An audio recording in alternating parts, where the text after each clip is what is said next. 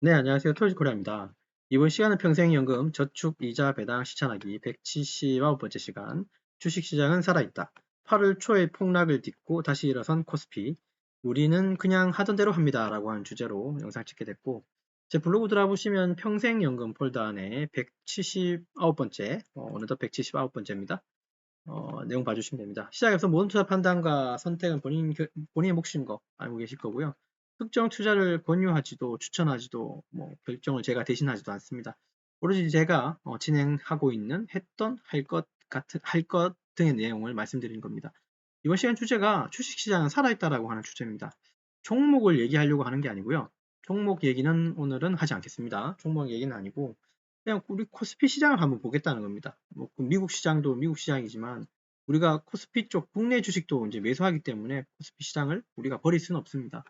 화면 보시는 건 토스증권에서 제공하는 차트 화면이고 이거를 3개월이네요. 1년으로 좀 당겨봤습니다. 작년 8월부터 올해 8월까지 작년 시장에서부터 올해의 그러니까 대통령 선거 전까지는 박스권이었습니다. 그러니까 뭐 이 차트를 분석하거나 이런 뭐 그렇게 뛰어나진 않지만 이렇게 선을 한번 그어보면 옛날에는 이런 현상이 있었습니다. 그러니까 좀 그러니까 매매가 되게 원활했습니다. 고점 올라가면 팔고요. 저점 떨어지면 사고, 또 고점 올라가면 팔고, 저점 내려가면 사고. 그래서 58내사라고 해서 오르면 팔고, 내리면 사고, 오르면 팔고, 내리면 사고. 이런 시스템을 해서 쭉 이제 사고 팔고를 해서 수익을 봤던 사람들이 많았고, 그렇게들 다 이용을 했었고요. 하지만 이게 이제 이런 공식이 깨졌죠. 이제 올해, 물론 여러 가지 이슈가 있었는데, 뭐 저보다 더 잘 아시겠지만, 어쨌든 대통령 선거 이후로는 이 박스권, 우리 박스피라고 얘기하는데, 통상은. 이 박스권을 위로 뚫고 다시 이제 박스를 만들진 잘 모르겠습니다만, 지금 상황에서는 이만큼 올라간 상황에서 여기서 한번 꺾였다가 다시 이렇게 치고 올라갔고, 또 전 고점을 뚫은 상태입니다. 3210포인트까지 올라갔네요. 이렇게 이제 벌써 이만큼 올라왔습니다. 지난 우리가 7월 말? 8월 초였나요? 엄청나게 이게 그죠? 코스피가 그날 한 4%인가 이만큼 떨어졌던 날이 있었는데 기억하실 거예요. 아마 그게 요 시점일 겁니다. 아마 8월 1일이었던가 아니면 7월 31일이었던가 그럴 텐데 요 시점까지 떨어져서 우리는 이런 생각을 했을 거예요. 그러니까 정권이 바뀌면서 정책의 드라이브를 걸어줄 줄 알았는데 오히려 조금 뒤로 가는 어떤 정책 내용이 나와서 실망 매물을 던진 거고 그리고 지금 이 박스피를 뚫고 지금까지 올라온 이만큼의 어떤 차익 매물이 실현됐는데 이게 근데 웃긴 건 이만큼 올라갈 때의 어떤 상승 동력하고 여기서 단지 요만큼 떨어졌을 때 물론 지금 매물대를 제가 그림을 그리진 않았는데 매물대는 없는 상황에서 딱 그림을 보면 아직까지는 좀 이렇게 살아있다는 느낌으로 좀 쳐다볼 필요가 있습니다. 왜냐하면 전고점을 또 뚫었기 때문에 그렇습니다. 아시겠지만 전고점이라고 하는 어떤 고점을 뚫고 위로 올라가는 경우에는 위쪽에 매물대가 없기 때문에 올라가는 상승 동력이 조그만 불을 붙여도 금방 올라가고요. 반대로 위에 이미 있던 어떤 고점을 한번 받치고 그 다음에 떨어졌다가 다시 올라가는 경우에는 이미 매물대를 또 통과하거나 소화를 해야 되기 때문에 시간이 많이 걸리는 상황일 수 있습니다. 근데 이번에 올라가는 그런 오름을 보면 매물대를 그냥 금방 뚫고 올라갔다는 게 하나의 또 이슈가 돼요. 제가 이런 얘기를 하고 싶은 건 뭐냐면 결국은 우리 주식시장, 대한민국의 코스피라고 하는 건 살아있다고 좀 이해가 되고요. 또 다시 일어서는 모양을 저는 그대로 저는 이해가 된다는 겁니다. 음, 이 앞전에 지금 최근엔 제가 뭐 좀 자격증 공부한다고 제가 조금 이제 그 영상을 못 올렸는데 최근에 올린 영상 중에는 이런 영상이 있었을 거예요. 주식시장은 항상 오르고 내리는 와중에 있기 때문에 우리가 시세 차익을 노리지 않는 사람이라면 이게 하락할 때 조금 더 담는 게 더 낫다고 제가 얘기한 적이 아마 있었을 겁니다. 좀 더 내리면 좀 더 담고 더 내리면 더 담는 방식으로 해서 내가 가진 평균 혹은 내가 가진 수량을 조금씩 늘려가는 게 배당주의 바른 방향이라고 제가 아마 설명드렸던 것 같습니다. 저는 그렇게 실천했고 앞으로도 그렇게 생각할 거라는 내용으로 영상을 찍는 겁니다. 그래서 결국은 우리는 그냥 하던 대로 합니다라고 하는 주제가 이번 영상의 큰 핵심입니다.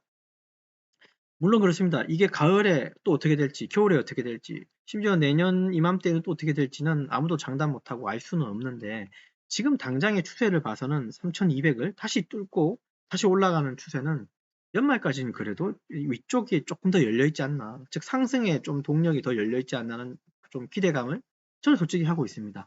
그래서 저는 하락할 때마다 조금씩 담고 조금씩 담아서 수량을 늘리고 수량을 늘려서 배당 잘 챙기시고 그 다음에 잘 챙긴 배당 가지고 뭐 재투자한다거나 아니면 생활비로 쓴다거나 아니면 다른 사람한테 용돈을 준다거나 이런 식으로 해서 배당을 돌려서 마치 풍차를 돌리듯이 돌려가면 어떨까라는 생각을 조심스레 해보고요. 그러면 이전에 하락했던 걸 왜 우리가 뭐 생각할 필요가 있을까라는 생각을 하는데 조금 복귀는 필요합니다. 사실 근데 좀 걱정스러운 건 이런 거겠죠. 가끔 뉴스에 나오는 거 있긴 한데 미국에서의 어떤 부채 상환, 뭐 부채 것들이 너무 많아서 뭐 경기 둔화, 글로벌 경기 침체 이런 것들이 좀 이렇게 예상된다 이런 것들도 보이고요. 실제로는 근데 그런 것들이 뉴스상에 나올 때마다는 제 개인적으로는 좀 흔들기가 아닐까. 미국의 대통령의 어떤 심리, 정책 방향, 지금 우리 대통령의 정책 방향, 좀 다 좀 바른 방향으로 가고 있다. 다만 좀 이렇게 좀 그렇죠. 좀 밸런스가 안 맞는 부분은 사실 있는 건 마찬가지입니다. 물론 관세를 우리가 15%로 낮췄죠. 그것도 하나의 호재의 이슈였었습니다만 지금 상황에서 관세 이슈를 얘기하는 건 좀 진부한 얘기예요. 왜냐하면 이미 우리가 상승 동력으로 관세나 어떤 미국과의 관계, 그다음에 한미 동맹 어쩌고저쩌고 이런 것들은 이미 반영이 된 부분이기 때문에 그렇습니다. 가까운 일본하고의 어떤 관계들도 조금 좋을 희망 같은 내용이 나오는데 이미 그런 것도 다 선반영이 됐고 올라가는 겁니다. 제가 아는 범위 내에서 말씀드리면 주식시장에서의 오르고 내림은 당장의 이슈로 주식이 오르고 당장의 이슈로 주식이 떨어지진 않고요. 통상은 오를 때 이미 6개월 전, 1년 전의 어떤 이슈로 그게 바로 선반영이 되는 겁니다. 그래서 주식은 제가 아는 범위 내에서는 선반영의 범위가 미래의 6개월 내지 1년의 어떤 상황이나 어떤 영향을 반영시키고 올라가는 거예요. 그 말은 지금 1년 동안은 1년 내에는 이상 없이 잘 흘러갈 거라고 하는 믿음이 이제 주식시장에 반영되어 있다고 저는 이해가 됩니다. 말씀이 좀 길었죠. 그러니까 이해할 필요는 있습니다. 자, 그리고 환율은 물론 저게 급등이라 써놓긴 했는데 우리가 생각하는 이상적인 환율의 금액은 저는 솔직히 말씀드리면 제가 주식을 담은 환율이 1200원대부터 해서 1400원대 다양하게 바닥 환율을 해서 주식을 이제 매수했기 때문에 저는 개인적으로 사는 건 모르겠지만 배당을 받는 입장에서는 환율이 저는 올랐으면 좋겠습니다. 이 얘기하는 건 별로 좋은 얘기는 아니죠. 매수하려고 하는 사람 입장에서는 환율이 오르면 그만큼 수량이 작아지기 때문에 좋지는 않겠죠. 근데 대안이라고 하는 건 있는 겁니다. 꼭 미국 주식이, 꼭 일본 주식이, 꼭 중국 주식이 다 좋은 건 아니에요. 그에 따라서는 이 주식들이 반영된 국내에 상장된 국내 주식들도 있다는 건 아마 이해하실 거예요. 가까운 예로는 코덱스의 미국 배당 다우존스가 가장 가까운 예겠죠. 그런 게 있듯이 사실 그렇게 매수할 수 있습니다. 굳이 환전을 안 하고 매수할 수 있다는 걸 얘기하고 싶어요. 환전을 하기 때문에 환율에 영향을 받는 거죠. 그건 돈을 써서 이제 물건을 살 때 얘기지만 우리가 배당받는 입장에서는 그죠? 1200원에 여러분 혹은 제가 1200원의 환율로 매수한 종목이 수량이 100개면 1400원의 환율을 받게 되면 1200원에서 1400원 올라간 건 몇 프로 오른 겁니까? 10%면 120원이고 한 15%가 오른 거예요. 그러면 나는 그냥 가만히 있다가 15%라고 하는 그죠? 이득을 챙기고 또 배당을 챙기는 거라서 굉장히 좋은 효과를 가져오는 건 맞아요. 그래서 개인적으로 저는 환율이 오르는 걸 되게 찬성하는 사람입니다.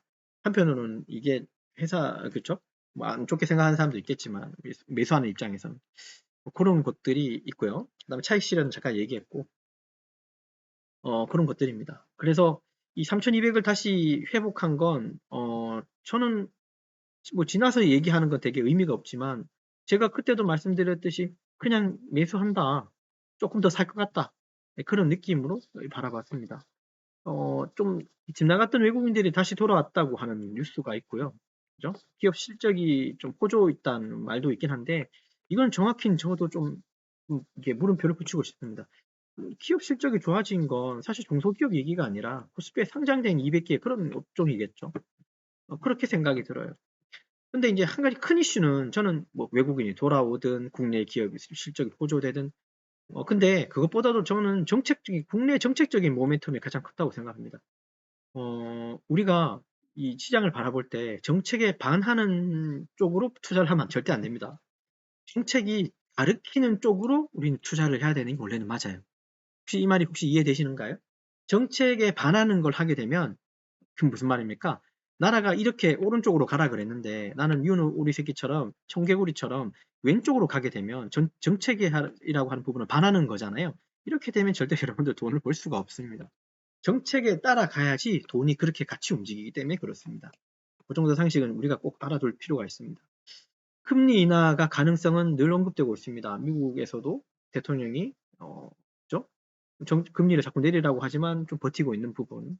우리나라도 조만간에 내린다고 하는 소식 전 들리긴 했습니다. 이번에는 아마 지난달인가 지지난달에는 아마 동결이 됐던 걸로 기억합니다만 어쨌든 금리가 내리면 돈이 좀 더 풀려서 더 활성화되지 않을까? 뭐 짧은 지식으로 그런 생각이 들고요. 결국 제가 주식시장이라고 하는 건 살아있다. 혹은 이걸 다르게 얘기하면 생물이라고 좀 얘기하고 싶은데 시장에는 어떤 순환 법칙이라는 게 존재해서 늘 오르지만 않고 늘 빠지지만 않는다고 얘기했잖아요. 그래서 마치 이게 한 쌍으로 한 조로 움직입니다. 젓가락이 두 개이고 그죠? 사람이 눈에 두 개고 사람의 다리가 두 개고 동물의 다리가 두 개고 네 개고 그죠? 여러분 잘 한번 보세요. 밸런스라고 하는 게 있는데요. 세 개, 다리의 개수가 세 개이고 다섯 개이고 다리 개수가 일곱 개이고 이런 홀수로 뭔가 구성된 부분들은 우리 지구상에 존재하는 것들 중에는 그렇게 많지가 않습니다. 생각을 해보시면. 이 말을 굳이 왜 했냐 하면 관련도 없지만 어쨌든 상승과 하락 어떻게든 어떤 한 쌍으로 움직인다는 것, 즉 짝수로 움직인다는 거에 좀 핵심이 있습니다. 그걸 바로 이제 시장의 순환 법칙이라고 해서 나갔다면 다시 들어온다는 소리를 하고 싶은 거예요. 그래서 급락을 하면 우리가 또 그 기술적 반등이라고 얘기도 하잖아요. 뭐 그런 걸 우리가 기억해야 되는 건 아니지만 하락을 하면 오른다는 소리는 오른다는 겁니다. 오르면 또 하락한다는 소리예요. 시장은 늘 그렇게 움직였다는 거. 그래서 오르고 내림에 있어서 뭐가 발생하냐면 그죠? 공포라고 하는 것들이 발생되죠. 공포가 발생되니까 한편으로 공포를 기회로 삼는 사람이 있고 공포를 무서워서 공포에 내던지는 사람이 있는 겁니다. 그래서 희한하게도 그 밸런스가 참 잘 맞습니다. 급락장에 내던지는 사람, 우린 투매라고 부릅니다. 투매하는 사람 물건을 잘 받아먹는 누군가, X라고 하는 사람. 그죠? 그래서 누군가는 돈을 벌고, 누군가는 그걸 기회로 보고, 누군가는 그걸 공포로 느끼고 내던져 버리는 거겠죠. 어쨌든 공포에 사야 돈을 버는 건 옛날이나 지금이나 틀린 건 아닌 것 같아요. 물론 그 코로나 팬데믹 때는 좀 달랐지만 그때 역시도 잘 보세요. 공포에 던졌을 때 밑에서 받쳐서 산 사람들은 지금 돌이켜보면 몇 배가 올랐는지 한번 보십시오. 그렇죠? 시장은 그런 시장 순환 법칙에 돌아가고 있는 겁니다. 그래서 이런 투자 심리가 생각보다 굉장히 중요해요. 우린 그걸 멘탈이라고 부릅니다. 멘탈이 중간에 터지면 안 됩니다. 멘탈은 잘 잡으셔야 돼요. 그렇기 때문에 여러분들 그리고 저는 반드시 배당주를 하셔야 되는 거예요. 왜냐하면 멘탈을 붙잡을 수 있기 때문에 그렇습니다. 하락장에서도 우리 멘탈을 잡아주는 건 여러분 뭘 것 같습니까? 네, 맞습니다. 마르지 않는 우물입니다. 맞아요. 마르지 않는 이 돈이 나오는 돈나무예요. 돈나무에 돈이 주렁주렁 열리려면 시간이 걸리긴 하는데요. 그죠? 그냥 일반적인 종목을 가지고 시세 차익에서는 이 돈나무에 돈이 주렁주렁 열리지 않습니다. 배당을 가지고 계셔야 그나마 열매가 맺히고 또 열매가 맺히고 그 열매가 바닥으로 떨어져서 다시 씨앗이 돼서 다시 열매를 만들고 다시 가지에서 열매를 또 맺는 거예요. 이 원리를 여러분들이 꼭 아셨으면 좋겠습니다. 그래서 근데 제가 이렇게 매일 얘기해도 그죠? 또 물어보고 또 이 배당이 힘들고 어려워서 그만두시는 분들 많이 봐왔습니다. 하지만 포기하지 마십시오. 저 같은 사람 계속해서 여러분들한테 배당이 좋다는 걸 계속 알려드릴 거니까요. 끝으로 한번 봅시다. 우리가 어떻게 될지, 그러니까 뭐 전망을 제가 감히 말씀드리기는 힘듭니다. 그렇지만 저는 그냥 하던 대로 사던 대로 늘 매수할 거고, 때로는 매도해서 좀 이제 자산을 좀 이동하는 경우도 있겠죠. 어쨌든 저는 계속 매수해 나갈 거고요. 그리고 현금이라고 하는 하나의 종목이라고 저는 강조드렸죠. 현금이라고 하는 종목 잊어먹지 마세요. 꼭 가지고 계셔야 됩니다. 그게 10%든 20%든 하락장에 이 현금 가지고 맞아요. 씨를 뿌릴 수 있는 겁니다. 끝으로 결론 한번 짓죠. 주식시장은 결코 정지하지 않습니다. 급락을 했어도 반등을 했어도 모든 시장이 계속 살아있다는 증거로 저는 보이고요. 시장은 끊임없이 순환되고 있다고 이해하시면 됩니다. 정체돼 있으면 썩어서 사라지겠죠. 썩은 물은 먹을 수는 없는 거니까요. 자, 그래서 이런 경험들은 우리 투자자들한테 주는 교훈이 좀 있겠죠. 시장은 살아있고 기회는 언제나 다시 온다는 겁니다. 단기 변동성에 휘둘리지 마시고요. 매도하고 싶을 때, 정말 매도하고 싶을 때, 뭐 이번에 3, 4% 빠질 때 정말 무서워서 매도하고 싶을 때는 매도됩니다. 매도해도 되는데 다 팔지 마시고요. 그냥 10개 중에 한 5개만 파십시오. 무서우면. 그냥 5개는 살려놓으세요. 그러면 더 떨어지면 오히려 팔았던 그 5개 가지고 밑에서 잡으면 여러분들 평균 단가가 또 내릴 수 있겠죠. 이런 원리로 주식은 투자하고 배당주를 늘려가는 게 맞아요. 꼭 사는 거에 정답은 사실 아니에요. 때로는 팔고 나서 돈을 만들면 다시 사는 거예요. 이게 바로 주식의 흐름이고 논리인 거예요. 되셨나요? 또 다시 한번 강조드리지만 모두 투자 판단과 결정을 본인 몫인 거 잊지 마시고 성공 투자하시고 영상 끝까지 시청해 주셔서 대단히 감사합니다.